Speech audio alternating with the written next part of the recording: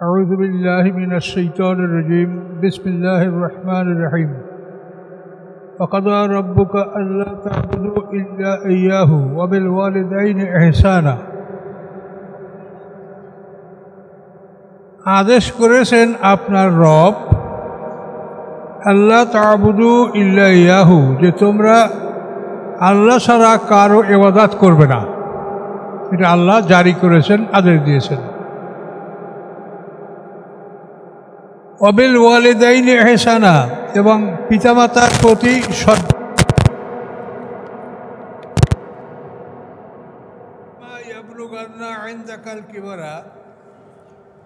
যদি উপনীত হয় তোমার কাছে তাদের বার্ধক্যে, যদি উপনীত হয় তারা তোমার কাছে বার্ধক্যে, আহাদুহুমা দুজনের একজন, আও কেলাহুমা অথবা দুজনই, ফালা তাকুল্লাহুমা উফেন, তোমরা বলবে না তাদেরকে ঘৃণার সূচক কথা, যে কথা ঘৃণার সূচকভাবে বলা হয় উফ তুফ, এরকম কোনো কথা বলবে না। ওয়ালা তানহারহুমা, এবং তাদেরকে ধমক দেবে না, তাড়াবে না। ওয়াকুল্লাহুমা কাওলাম মা'রুফা, এবং তোমরা বলবে তাদের সাথে কাওলাম মা'রুফা, কাওলান কারীমা, সম্মানিত জনক কথাবার্তা। এখানে দেখেন আল্লাহ তাআলা তার ইবাদতের পরেই যে আদেশটা আমাদেরকে দিলেন সেটা হলো পিতামাতার প্রতি সদ্ব্যবহার। আল্লাহর ইবাদত করার পরেই ২ নম্বর কাজ যেটা আমাদেরকে করতে বললেন, আল্লাহ তা'বুদু ইল্লা ইয়াহু ওয়াবিল ওয়ালিদাইনি ইহসানা। আল্লাহর ইবাদতের আদেশের পরপরই তিনি পিতামাতার সেবা যত্নের জন্য আদেশ দিলেন। তাদের দুজনের একজন অথবা উভয় যদি তোমার সামনে বার্ধক্য উপনীত হয়, তুমি তাদেরকে ঘৃণার সূচক, অবজ্ঞার সূচক কোনো কথা বলবে না, তাদেরকে ধমক দেবে না, তাদের সাথে সম্মানসূচকভাবে কথাবার্তা বলবে। তো এটা ফরজ, আল্লাহ যেগুলি আদেশ করেন সেটা ফরজ। কাজে পিতামাতার সাথে এই আচরণ করা ফরজ। এটা আমরা মুসলিম জগতে আমরা এটা মানি, ব্যতিক্রম কিছু আছে সেটা সামান্য, কিন্তু গোটা বিশ্বের মুসলিম পিতামাতার সেবা যত্ন করেন। তো অন্যান্য জাতির জন্য বার্ধক্য একটা মহাবিপদ। বার্ধক্য আসলে অন্যান্য জাতিরা তাদের পিতামাতাকে বৃদ্ধাশ্রমে বা ওইভাবে কোনো হাসপাতালে তাদেরকে রেখে দেয়, ওখানেই তাদের একা একা মৃত্যু হয়। তো ইসলাম পৃথিবীর সর্বশ্রেষ্ঠ ধর্ম, আল্লাহর বিধান। কাজে এখানে আল্লাহ তাআলা সমস্ত বিধানগুলি আমাদের কল্যাণের জন্য আল্লাহ আদেশ দিয়েছেন। তা আমরা পিতামাতার সেবা যত্ন করব। মনে রাখবেন আল্লাহ কথা বলে নাই যে তোমার বউ, তোমার স্ত্রী তোমার পিতামাতার সেবা করবে। কিন্তু সমাজে এই ত্রুটিটা ব্যাপক দেখা যায়, যারা স্ত্রীকে তারা কম্পেল করে, বাধ্য করে পিতামাতার সেবায়। এটা কিন্তু তাদের উপর একটা জুলুম। আল্লাহ কোথাও বলে নাই যে তোমার বউ, তোমার বিবাহিত স্ত্রী পিতামাতার সেবা করবে, বলছে তোমাকে, তুমিই করবে। তুমি যদি এই সেবা করো, তোমার স্ত্রী যদি জ্ঞান থাকে সে দেখে নিজে অগ্রসর হয়ে আসবে যে আমার স্বামী এটা করতেছে, তাহলে আমার এটা করা দরকার। তো এই জন্য পিতামাতার বিষয়ে আপনারা সতর্ক থাকবেন। স্ত্রীর জন্য পিতামাতা যেন কষ্ট না পায়, পিতামাতার জন্য যেন স্ত্রী কষ্ট না পায়, উভয় দিক রক্ষা করে আপনি চলবেন।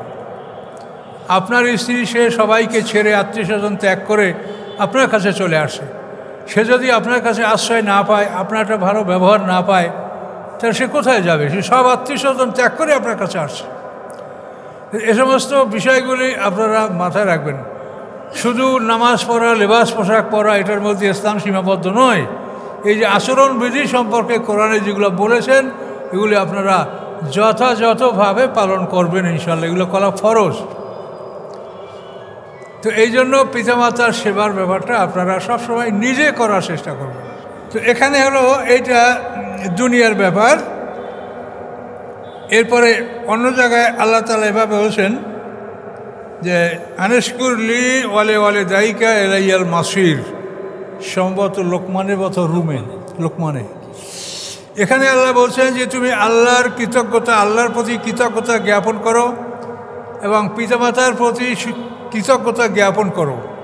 এখানে তাফসীরকাররা বলেছেন আল্লাহর প্রতি কৃতজ্ঞতা জ্ঞাপন করার অর্থ হচ্ছে যে আল্লাহর আদেশ অনুযায়ী আমরা 5 ওয়াক্ত নামাজ সালাত আদায় করি এবং আমরা আল্লাহকে সেজদা করি। এই নিয়তেই আমরা সেজদা করছি যে আমরা আল্লাহর কদমে সেজদা করছি।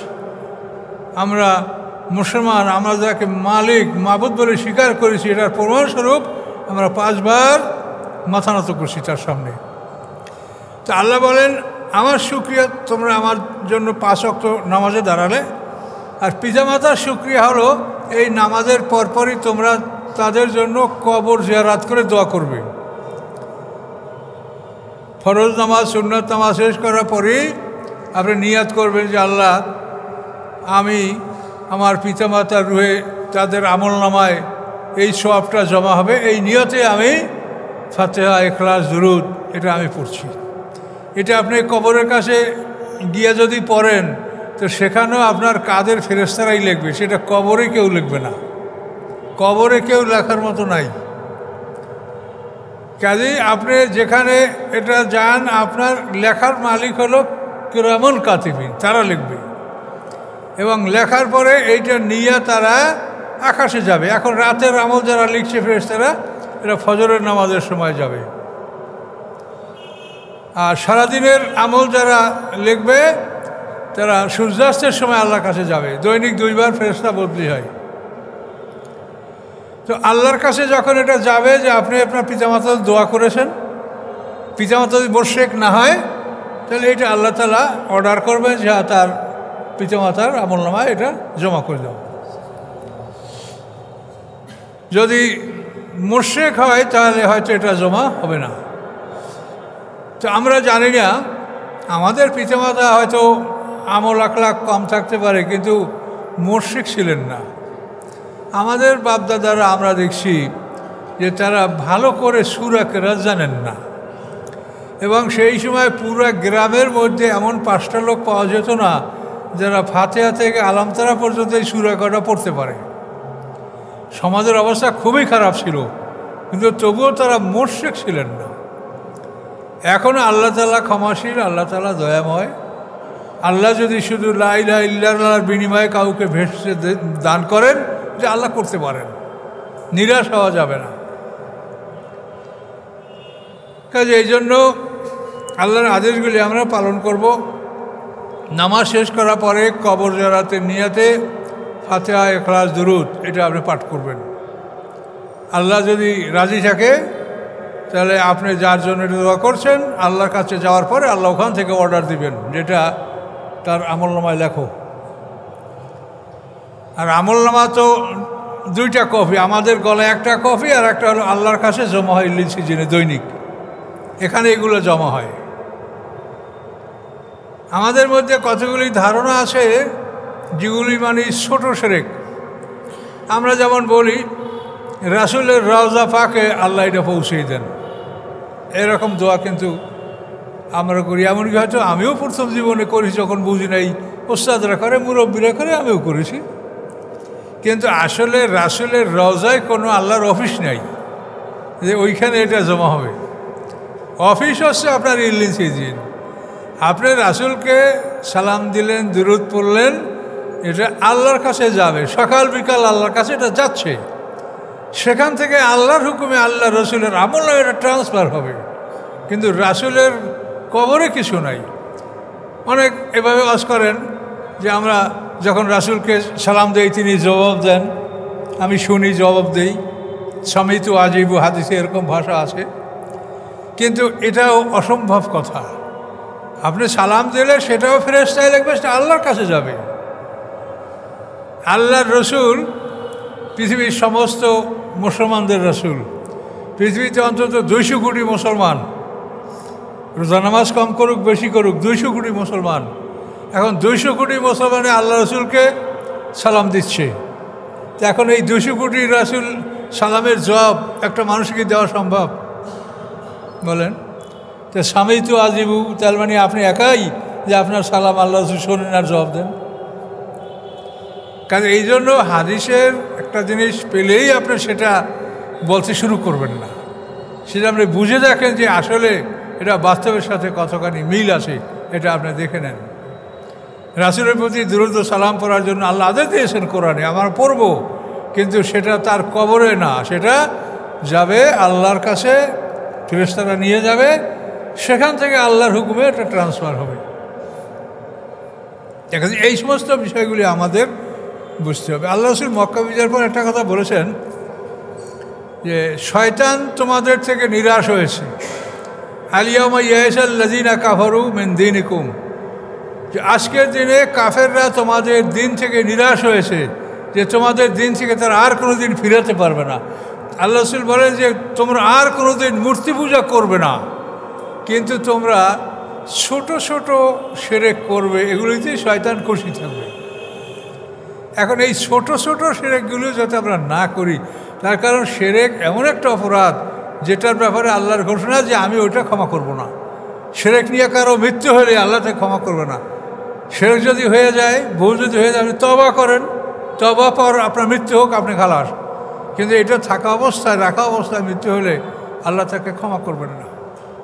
এই জন্য এসব ব্যাপারে আপনাদেরকে সতর্ক হতে হবে। রাসূলকে আল্লাহ যেভাবে সম্মান দেখাতে পারছেন সেভাবেই সম্মান দেখান, আপনি বাড়াতে যাবেন না, বাড়াতে কমাতে কোনোটাই আপনি যাবেন না। আসেন,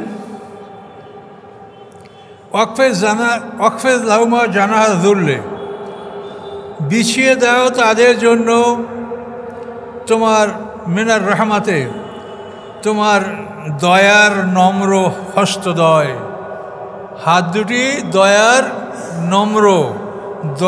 নম্র হস্তদয় তুমি তাদের জন্য সম্প্রসারণ করে দাও, বাড়িয়ে দাও। অকুল, এবং তুমি বলো রব্বের হামহুমা, হে রব তাদের প্রতি আপনি রহমত নাজেল করেন, কামা রব্বায়ানি সগীরা, যেভাবে তারা আমাকে ছোটোবেলায় লালন পালন করেছে। তাহলে এই পিতামাতার লালন পালনটাকে আল্লাহ রবের মর্যাদা দান করলেন। আল্লাহ নিজে রব, আর পিতামাতাকেও বললেন কি রব,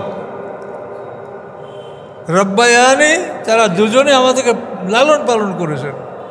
তাহলে পিতামাতার লালন পালন এটাকে আল্লাহ তাআলা রবের মর্যাদা দিয়েছেন, যে রব যেরকম পালন করে পিতামাতা তোমাদেরকে সেইভাবেই পালন করছে।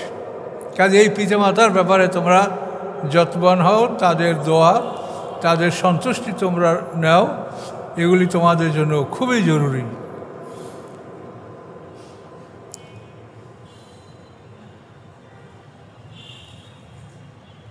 রব্বুকুম আ'লামু বিমা ফি নুফুসিকুম, তোমাদের রব ভালো জানেন যা কিছু আসে তোমাদের মনের মধ্যে। ইন তাকুনু সালিহিনা, যদি তোমরা হও সৎকর্মপরায়ণ, ফাইন্নাহু কানা লিল আওয়াবিনা গাফুরা, নিশ্চয়ই আল্লাহ হন তার অভিমুখী যারা হয়, তার দিকে রুজু যারা হয়, তিনি আল্লাহ তাদের জন্য ক্ষমাশীল, দয়াময়। ও আতিজাল কুরবা হাক্কাহু, এবং নিকটতম আত্মীয় স্বজনদেরকে তাদের হক দিয়ে দাও। অল মিসকিনা, এরপর মিসকিনদেরকেও হক দিয়ে দাও। আপনার সাবিল, মোসাফেরদের হক আদায় করো। ওলা তুবাজ্জির তাবজিরা, কখনোই অপব্যয় করবে না। ইন্দাল মুবাজ্জিরিনা কানু ইখওয়ানা শায়াতিন, নিশ্চয়ই অপব্যয়কারীরা শয়তানের ভাই। ওয়াকানা শয়তানু রাব্বি কাফুরা, এবং শয়তান তার রবের প্রতি অকৃতজ্ঞ। এখন দেখেন, ও আতি জাল কুরবা হক, দেও নিকটতম আত্মীয়কে তার হক। তা আপনার নিকটতম আত্মীয় হলো ভাই বোন, ছেলে মেয়ে, মা খালা ফুফু, এদের মধ্যেই কিন্তু বিরাট সম্পত্তি বন্টনের বিষয়টা সীমাবদ্ধ থাকে। তো এই সম্পত্তি বন্টনের ব্যাপারে আমি কি বলবো, আপনারা জানেন 90% মানুষ এটা ঠিক মতো করছে না। এই সম্পত্তি বন্টনটা তারা ঠিক মতো করে না। মেয়েরা দুর্বল, কেউ লজ্জা, তারা এগুলি বলতেও চায় না অনেক সময়। তাহলে আমি মসজিদে আসলাম, নামাজ পড়লাম, নামাজ আল্লাহর হুকুম, তিনি পড়তে বলেছেন, এ কথাটা তো আল্লাহ বলছে, যে তোমার আত্মীয় স্বজনের হক তুমি আদায় করো।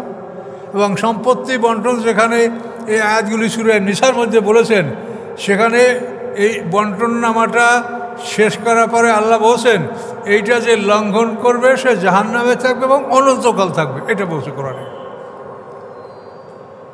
তাহলে একটা মানুষের জান্নাতে যাওয়ার জন্য শুধু নামাজই যথেষ্ট নয়, নামাজ আল্লাহর হুকুম এবং এটা সর্বশ্রেষ্ঠ ইবাদত, কিন্তু এটাই যথেষ্ট নয়।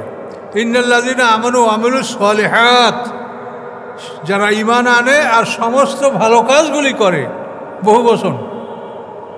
কাজে আপনাকে আল্লাহর কোরআনের সমস্ত আয়াতগুলি মানতে হবে, সমস্ত আদেশগুলি মানতে হবে। তাহলে আত্মীয় স্বজনের হককে আপনি সঠিকভাবে আদায় করে দেন। ভালো ভালোটা ভাইরা নেবেন, মন্দ মন্দটা বোনেরা নেবে। আর বড় বড় ধনী মানুষ যারা, তারা তো ব্যাপকভাবে সীমা লঙ্ঘন করে এইসব ব্যাপারে, ব্যাপক সীমা লঙ্ঘন। হজে যাওয়ার আগেই জমি জমা ছেলেদের নামে, ভালো জমিগুলো সব রেজিস্ট্রি করে দিয়ে যায়, মেয়েদের জন্য রাখে যেগুলাই মামলা আছে, যেগুলো সমস্যা আছে, ওই ধরনের কিছু জমি নিজের নামে থাকে, মরার পরে ওটা আবার সবাই সমান ভাগে ভাগ পায়। এই হলো হাজি সাহেব। তো এই হাজি সাহেব মক্কা যাইয়া কী করবে বলেন? যে আল্লাহর হুকুম মানল না, সে হজ করতে গেল। কারণ এই জন্য এইসব ব্যাপারে আপনাদেরকে সতর্ক থাকতে হবে। আত্মীয় স্বজনের হক, এরপরে এহসান জাতীয় যেটা আছে, আত্মীয় স্বজন, আপনার ভাই ব্রাদার পিতামাতা আপনার বাসায় বেড়াতে আসে, তাদের আপনি সঠিক যত্ন করছেন কিনা। অনেক সময় দেখা যায় বিবি সাহেবরা মানে তার স্বামীর আত্মীয় স্বজনকে তারা সম্মান করে না, নিজের আত্মীয় স্বজন আসে তাদের জন্য যথেষ্ট সচেতন হয়। এটা সমাজে আসে, বিদ্যমান, এই জন্য আমি বলছি এখানে আপনাকে ব্যালেন্স রাখতে হবে। কোরআন পাকে দুটাকেই বলেছেন নসব ও সেহরা, যে তোমার আত্মীয় স্বজন দুই দিকে, একটা হলো নসব তোমার বংশীয়, আর সেহরা এটা হলো বৈবাহিক সম্পর্কে যারা আত্মীয় তারা। তো নসব ও সেহরা দুটো কথাই কোরআনে বলা আছে যে তুমি তোমার বংশীয় আত্মীয় স্বজনদের যত্ন করো এবং বৈবাহিক সম্পর্কের মাধ্যমে যারা আত্মীয় হয়েছে তাদেরও সম্পর্ক সেবা যত্ন তুমি করো, এটা আল্লাহ কোরআনে বলেছেন। এই সমস্ত বিষয়, আপনার বাড়ি মেহমান গেল, আপনার ভাই গেল, বাবা গেল, বা নিজস্ব বোন আসলো, সে আপনার বাড়ি থেকে মুখ বাজার করে বের হয়ে আসলো, তাহলে আপনার নামাজে কি হবে বলেন?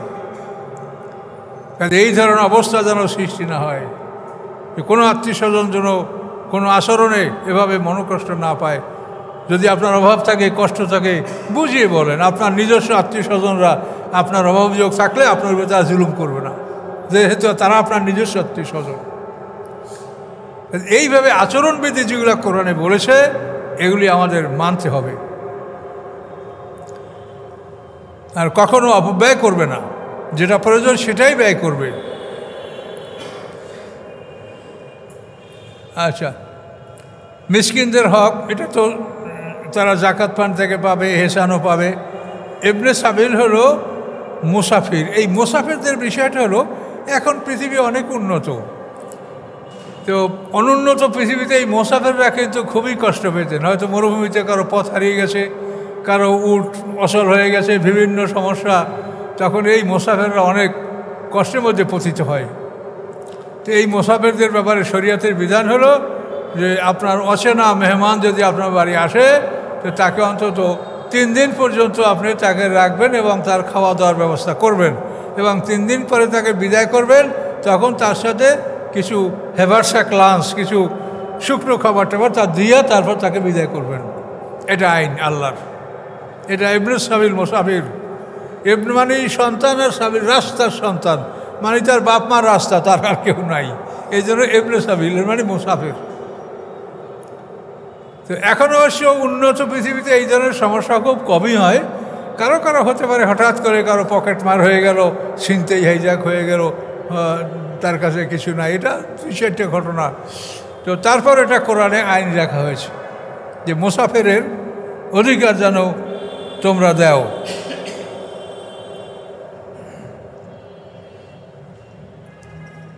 ওয়াইম্মা তুরদান্না আনহুম ইবতাগা রাহমাতিম মির রাব্বিকা তারজুহা ফাকুল্লাম কওলাম মাইসুরা। এখানে দরিদ্র মুসলমানদের সম্পর্কে আল্লাহ তাআলা বলছেন যে আপনি যদি এই দরিদ্র মুসলমানদেরকে ত্যাগ করতে চান, তাদের থেকে মুখ ফিরাতে চান, যে আল্লাহর রহমত যেটা আপনি আশা করছেন সেই রহমত অন্বেষণ করার জন্য আপনি যদি এই দরিদ্র মুসলমানদের থেকে মুখ ফিরাতে চান, তাদের থেকে বিদায় নিতে চান, তো ফাকুল্লাম কৌলম মাইসুরা, তাদেরকে আপনি নম্র ভাষার মাধ্যমে সেটা বলবেন যে আমার এখন এই জরুরি কাজ আছে, এই জন্য আমাকে যেতে হয়।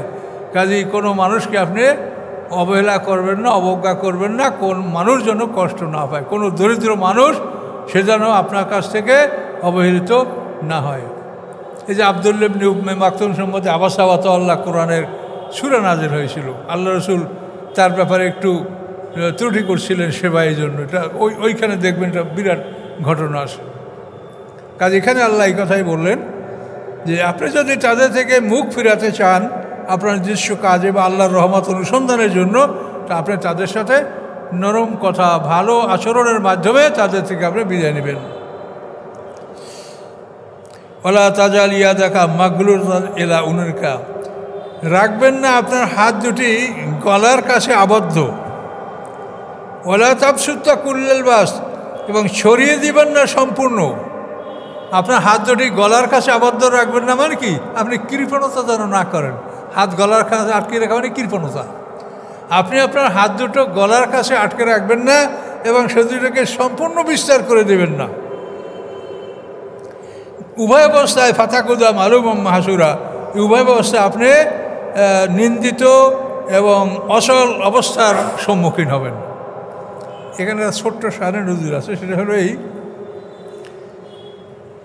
একটা মহিলা তার ছেলেকে বলে যে তুমি আল্লাহ রসুলের কাছে যাও, আমাকে একটা জামা দিতে বলো। তো ছেলেটা এসে আল্লাহ রসুলের কাছে বলে যে ইয়া রাসূলুল্লাহ, আমার মা আপনার কাছে একটা জামা চেয়েছে। তো আল্লাহ রসুল বলেন যে এখন আমার কাছে এরকম উদ্বৃত্ত পোশাক নাই, আমি এখন দিতে পারছি না, তোমার মাকে বলো যে এটা হলে তখন দিবে। তো মহিলা আবার পাঠিয়ে দিয়েছে।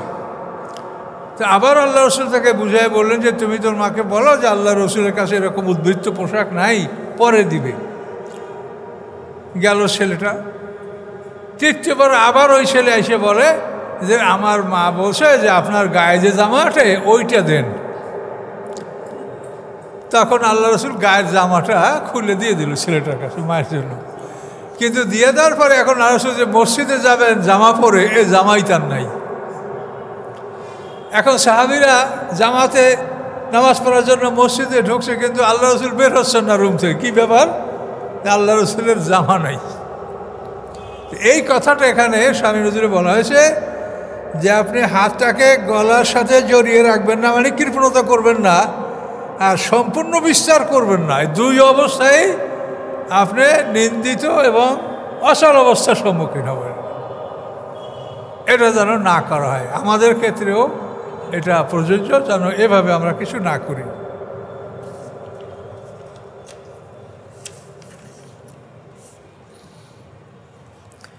ইন্না রাব্বাকা ইয়াবসুতুর রিজকা লিমান ইয়াশা, নিশ্চয়ই আপনার রব বিস্তার করেন, ছড়িয়ে দেন তার জীবিকা যাকে তিনি ইচ্ছা করেন, ওয়াকদের, এবং তিনি কমিয়ে দেন। যাকে ইচ্ছা তিনি ব্যাপকভাবে রিজক দান করেন, যাকে ইচ্ছা তিনি কমিয়ে দেন। ইন্নাহু কানা বিবাদিহি খাবীরাম বাসীরা, নিশ্চয়ই আল্লাহ তাআলা তার বান্দা সম্পর্কে খবরও রাখেন এবং দেখেন। রিজক বেশি দিলে অনেক সময় মানুষেরা বিদ্রোহ করে, এটা কোরআনে বলা আছে অন্য জায়গায়। ওয়ালাউ বাসাতাল্লাহু রিজকা লিইবাদিহি লাবাগাউ ফিল আরদ, আল্লাহ যদি তাদের রিজক বাড়িয়ে দেন তো পৃথিবীতে তারা বিদ্রোহ করবে। এই জন্য আল্লাহকে ইউনাজ্জিলু বিকাদারি মা ইয়াশা, আল্লাহ তারা নিশ্চিত নির্ধারিত একটা পরিমাণে তাদেরকে রিজক দেন, বাড়িয়ে দিলে বিদ্রোহ করবে। এটা আমরা বাস্তবে দেখি। দেশে যদি আমাদের বরিশালের কথা বলছি যে মাঠে ধান ভালো, তারপর গাছে সুপারির ফসল ভালো, তারপর মাঠে যে ডাল বুনো সেটা ভালো, এভাবে যদি একটা দেখা যায় সব দিকে ফসলাদি ভালো, তখন গ্রামের কিছু লোক তারা মনে করে যে একটা যাত্রা পার্টি বা একটা সার্কাস পার্টি যদি আনা হয় তো 1 মাস পর্যন্ত চলতে পারবে, সবাই হাতে টাকা পয়সা আছে। আর নিজের মটকায় যদি চাল থাকে তো ছেলেপেরা বিক্রি করে আসবে আমাদের প্যান্ডেলে। আর যদি অবস্থাটা এই হয় যে ধানের খবর ভালো না, সুপুরির ফসল ভালো না, মাসে কালাই ফসল ভালো না, তা ওই বছর কিন্তু আর এই ডানা কাটা পরিষেই গ্রামে ঢুকবে না। তো এইভাবে অনেক সময় রিজেক বাড়িয়ে দিলে যে ক্ষতি হয়, আল্লাহ সেটা বললেন যে আমি রিজেক বাড়িয়ে দিলে অনেক সময় বান্দারা বিদ্রোহ করে থাকে, এই জন্য আমি রিজেকটা নিয়ন্ত্রণে রাখি। আর কাফেরদেরকে আল্লাহ বাড়িয়ে দেন। কাফেরদের ব্যাপারে সূরা যুখরুফে আল্লাহ বলেছেন যে সব মানুষ কাফের হয়ে যাবে, এই সম্ভাবনা যদি না থাকতো তো রহমানের সাথে যারা কুফরি করে তাদের বাড়ি ঘর দরজা সিঁড়ি ছাদ আমি সব স্বর্ণ দিয়ে তৈরি করে দিতাম। তার কারণ মরার পরে, মৃত্যুর পরে তারা কিছু পাবে না, কাজে এই জগতেই আমি তাদেরকে সব নিয়ামত দিয়ে দিতাম। কিন্তু আমি এটা দিলে সব মানুষ কাফের হয়ে যাবে, এই জন্য আমি এটা দিচ্ছি না। কিন্তু আল্লাহ বলেন এটা আমার দিতে মনে চায়। আর আগাবো সামনে, একটু একরকম হয়েছে, একটু আগাই নাকি, আর একটু আগাবো? আচ্ছা, আল্লাহ বলেন আউযু বিল্লাহি মিনাশ শাইতানির রাজিম ওয়ালা তাকতুলু আওলাদাকুম খাশিয়াতা ইমলাক। খাশিয়াতা ইমলাক, দারিদ্র্যের ভয়ে তোমরা তোমাদের সন্তান হত্যা করবে না। এইটা আরবে ব্যাপক, কন্যা শিশু হত্যা করা হয়তো দারিদ্র্যের ভয়ে। শয়তান তাদেরকে এই পরামর্শ দিত যে কন্যা শিশু এ শুধু খাবে, এর পিছিয়ে শুধু ব্যয় করতে হবে, এ কোনো আয় করতে পারবে না, কাজে কন্যা সন্তান রাখা মানে এগুলির দ্বারা তোমরা গরিব হয়ে যাবে, এদেরকে মেরে ফেলাও। এই জন্য 6 বছরের পরে কোনো কন্যা সন্তান তারা বাঁচিয়ে রাখত না। এটার মধ্যে কোরআনে কঠিন নির্দেশ, ওয়াইজাল মাউদাতে সুয়েলাত বিআইয়ি যামবিন কুতিলাত, এই বাচ্চাদেরকে হাসেমা জিজ্ঞাসা করা হবে যে কোন অপরাধে এই শিশুদেরকে তোমরা হত্যা করেছ। তো এই জীবিকার অভাবে, খাদ্যের অভাবে সন্তান হত্যা করা, আল্লাহ বলেন দারিদ্র্যের অভাবে তোমরা সন্তান হত্যা করো না। নাহনু নারযুকুহুম, আমি তাদেরকে জীবিকা দান করছি, ওয়া ইয়াকুম, এবং তোমাদেরকেও আমি দান করছি। ইন্না কাতলাম কানা খেতান কাবিরা, নিশ্চয়ই তাদেরকে হত্যা করা এটা বড় ধরনের অপরাধ। আল্লাহ রসুল বলেন ইন্নাকুম বেজওয়াফাইকুম তুরজাকুন আও তুনসারুন। আল্লাহ রসুল বলেন যে তোমাদের দুর্বলদের কারণে আল্লাহ তাআলা তোমাদেরকে রিজিক দান করেন, সাহায্য করে থাকেন। এই দুর্বল হলো নারী এবং শিশু, এরা হলো সংসারের দুর্বল। আল্লাহ বলেন এদের জন্য আমি তোমাদেরকে সাহায্য করি এবং রিজিক দান করে থাকি, কাজে এদেরকে তোমরা ঘৃণা করো না। কাজে আল্লাহর উপরে নির্ভর করতে হবে, রিজিকের জামিন আল্লাহ, সমগ্র পৃথিবীর মালিক আল্লাহ, তার কোনো অভাব নাই, তার কাছেই চাইতে হবে। ওয়ালা তাকরাবুজ জিনা, জিনার ধারে কাছে যাবে না। জিনার ধারে কাছে যাওয়া মানে অপরিচিত মহিলার সাথে কথা বলা, তামাশা করা, এগুলি হলো জিনার ধারে কাছে যাওয়া। অপরিচিত মহিলাদেরকে আমরা তাকাতেও পারবেন না, আপনার তাকাতে নিষেধ করছে আল্লাহ। কুল্লিল মুমিনিনা ইয়াগুদ্দু মিন আবসারিহিম, আল্লাহ বলছেন মোমেন পুরুষদেরকে বলেন তারা চক্ষু যেন নিচে রেখে তারা চলাফেরা করে। অকুল্লুল মুমিনাতি ইয়াগুদ্দুনা মিন আবসারিহিন্না, এবং মোমেন নারীদেরকে বলেন তারা যেন তাদের চক্ষু নিম্নমুখী রাখে, নিচের দিকে যেন তাদের চক্ষুটা ফিরিয়ে রাখে। তাকাতেও নিষেধ। সেখানে নারীদের সাথে কথাবার্তা বলা, হাসি তামাশা করা, গল্প করা ইত্যাদি করা, এগুলির থেকেই আস্তে আস্তে মানুষকে শয়তানে জেনার দিকে নিয়ে যায়। এই জন্য আল্লাহ বলছেন ওয়ালা তাকরাবুজ জিনা, তোমরা জেনার ধারে কাছেও যেও না। ইন্নাহু কানা ফাহিশা, নিশ্চয়ই এটা অশ্লীল কাজ, ও আসা সাবিলা, এবং অত্যন্ত খারাপ রাস্তা। এই জেনার কারণে এমন একটা রোগ সৃষ্টি হয় যেই রোগের কোনো চিকিৎসা নাই, সেই রোগটা হলো এইডস রোগ। এইডস রোগ এটা জেনার কারণে সৃষ্টি হয়।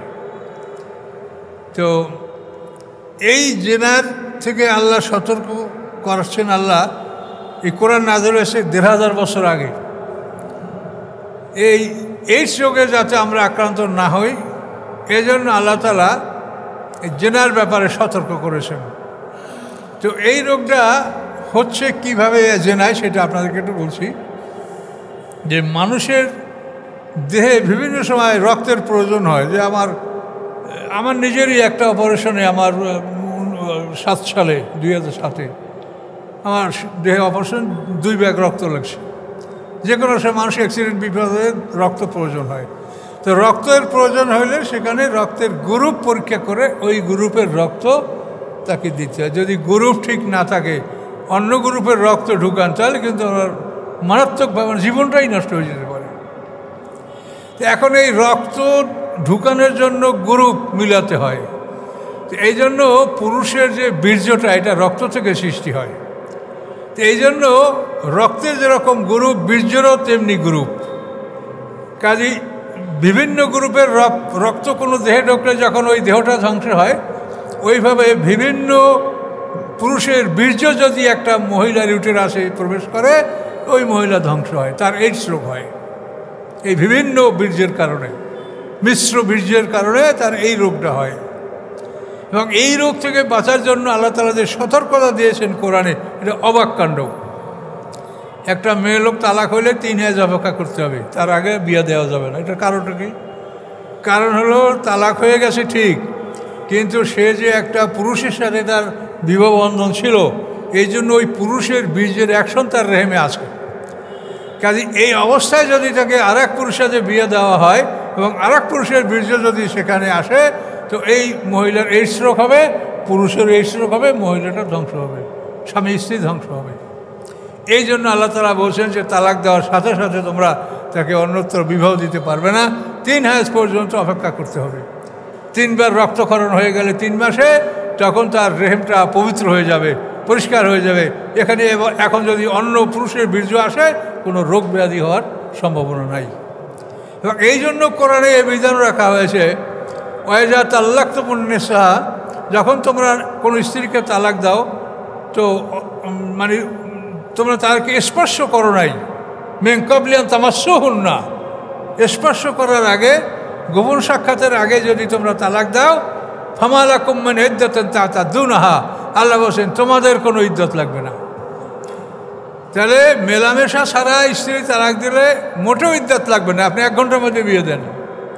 আর যেখানে মেলামেশা হয়েছে সেখানে 3 হাজ অপেক্ষা করে বিবাহ বন্ধনে আবদ্ধ হতে আল্লাহ বলেছেন। তাহলে দেখেন কত যুক্তিসঙ্গত, কত বিজ্ঞানসম্মত আল্লাহর কোরআনের আইন কানুনগুলো আপনারা দেখেন। তো এই জন্য আল্লাহ বলেছেন যে তোমরা জেনার ধারে কাছে যেও না, এটা অশ্লীল কাজ, অত্যন্ত খারাপ পথ। ওয়ালা তাকতুলুন নাফসাল্লাতী হাররামাল্লাহ, এমন মানুষকে হত্যা করো না যাকে হত্যা করা হারাম, নিষেধ। ইল্লা বিল হক, যা অধিকার ব্যতীত, হত্যা করার অধিকার। সে যদি কাউকে হত্যা করে থাকে, সেজন্য তুমি হত্যা করতে পারবে। সে যদি মোরতাদ হয়ে যায়, তার ইসলামী কাজের আদেশে তাকে হত্যা তুমি করতে পারবে। এই হক মানে অধিকার, হত্যার অধিকার ছাড়া কোনো মানুষকে হত্যা তুমি করো না। অমান করতালা মাজলুমান, আর যে অত্যাচারিত হয়ে নিহত হবে, ফাঁকা জাল নালে অলিয়ে সুলতানান, অবশ্যই তার অভিভাবকদেরকে আমি ক্ষমতা দান করেছি।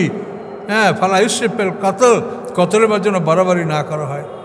মৃত ব্যক্তির অভিভাবকদেরকে আল্লাহ ক্ষমতা দিয়েছেন, ইচ্ছা করলে খুনের বদলে খুন বিচার তুমি নিতে পারো, আর ইচ্ছা করলে তুমি ব্লাড মানি বা রক্তের মূল্য নিতে পারো।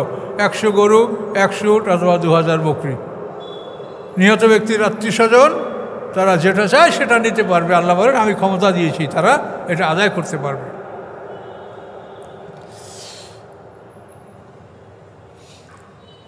ইন্নাহু কানা মানসুরা, আল্লাহ বলেন এই নিহত ব্যক্তি সে সাহায্যপ্রাপ্ত, সে আল্লাহর কাছে সাহায্য পাবে। ওয়ালা তাকরাবু মাল আল ইয়াতিম ইল্লা বিল্লাতি হাসান, ইয়েতিমের মালের কাছে যাবে না, ইয়েতিমের মালের ধারে কাছে যাবে না ওই তরিকা, ওই পন্থা বাদে যে পন্থাটা উত্তম, যে যাতে তাদের সম্পদ বাড়ে, সুরক্ষা হয়, সেভাবে তাদের মালের কাছে যাবে, কিন্তু ভক্ষণ করা, খাওয়ার উদ্দেশ্যে যাবে না। হাত্তা ইয়াবলুগা, বালেগ না হওয়া পর্যন্ত এতিমের মালের প্রতি তুমি যত্নবান হও, তার মালকে রক্ষা করো। হাত্তা ইয়াবলুগা আশুদ্দা ও আউফু বিল আহাদে, এবং তুমি প্রতিশ্রুতিগুলি পূর্ণ করো। ইন্নাল আহাদা কানা মাসউলা, প্রতিশ্রুতি সম্পর্কে জিজ্ঞাসা করা হবে। যার সাথে যে ওয়াদা, সে ওয়াদার তুমি সঠিকভাবে পালন করবে।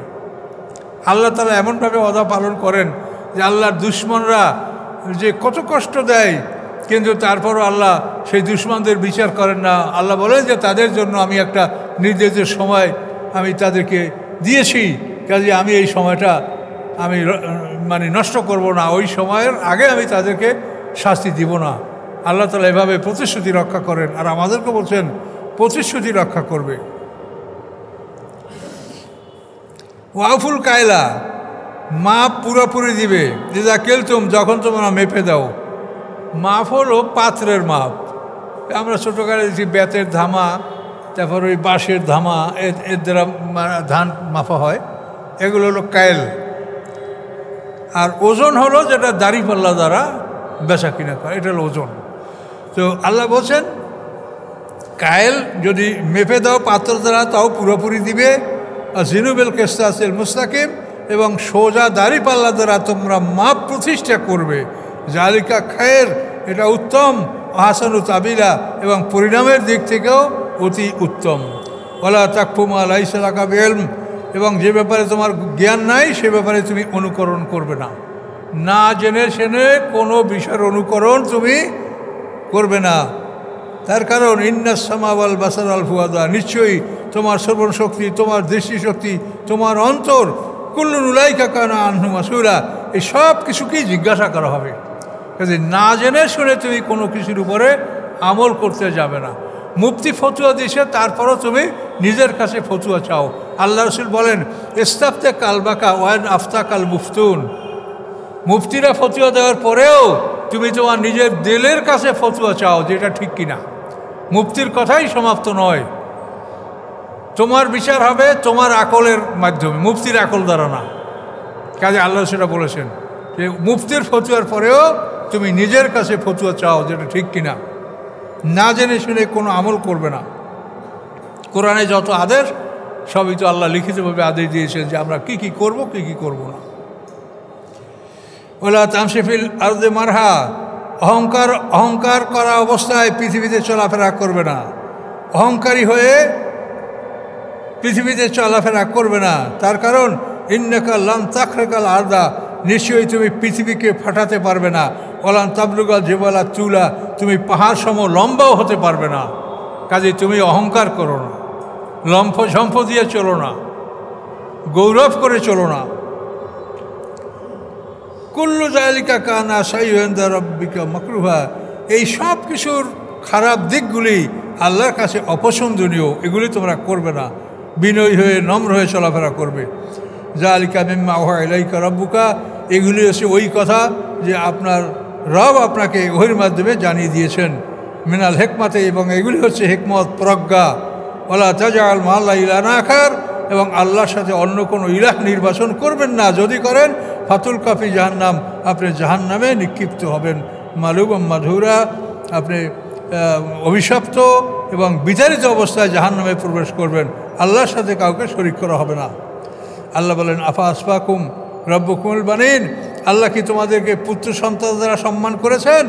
অর্থাৎ আমার মালাইকাতে ইনাসা, এবং ফেরেশতাদেরকে তিনি কন্যা সন্তান হিসেবে গ্রহণ করেছেন, যেটা আরবরা বলে ইন্নাকুম লাতাকুলুনা কাওলান আযীমা, নিশ্চয়ই তোমরা এটা বড় ধরনের একটা খারাপ কথা বলছো। পুত্র সন্তান আমাদের, কন্যা সন্তান আল্লাহর, ফেরেশতার আল্লাহর কন্যা। তো এই ধরনের কথা আরবের মুশরিকরা বলতো। তো আল্লাহ বলেন এটা বড় ধরনের অপরাধ তোমরা করেছো। তো এ পর্যন্ত আমরা 2 রুকু চলে গেলাম। বেশি তাফসির করলে আসলে তাফসির ভালো করে হয় না, অল্প অল্প করাই ভালো। তো যাই হোক 2 রুকু আমরা অংশ হইলাম, 40 পর্যন্ত চলে আসি আমরা ইনশাআল্লাহ। আস্তাগফিরুল্লাহ আল্লাযী লা ইলাহা ইল্লা হুয়াল হাইয়ুল কাইয়্যুম ওয়া আতুবু ইলাইহি লা হাওলা ওয়া লা কুওয়াতা ইল্লা বিল্লাহিল আলিয়্যিল আযীম। আল্লাহুম্মা সাল্লি আলা মুহাম্মাদ ওয়া আলা আলি মুহাম্মাদ কামা সাল্লাইতা আলা ইব্রাহিম ওয়া আলা আলি ইব্রাহিম ইন্নাকা হামিদুম মাজিদ। আল্লাহুম্মা বারিক আলা মুহাম্মাদ ওয়া আলা আলি মুহাম্মাদ কামা বারাকতা আলা ইব্রাহিম ওয়া আলা আলি ইব্রাহিম। আল্লাহুম্মা আমিন। ربنا آتنا في الدنيا حسنة وفي الآخرة حسنة وقنا عذاب النار. ربنا ظلمنا أنفسنا وإن لم تغفر لنا وترحمنا لنكونن من الخاسرين. ربنا عليك توكلنا وإليك أنبنا وإليك المصير. ربنا لا تجعلنا فتنة للذين كفروا واغفر لنا ربنا إنك أنت العزيز الحكيم. سبحان ربك رب العزة عما يصفون، سلام على المرسلين، الحمد لله.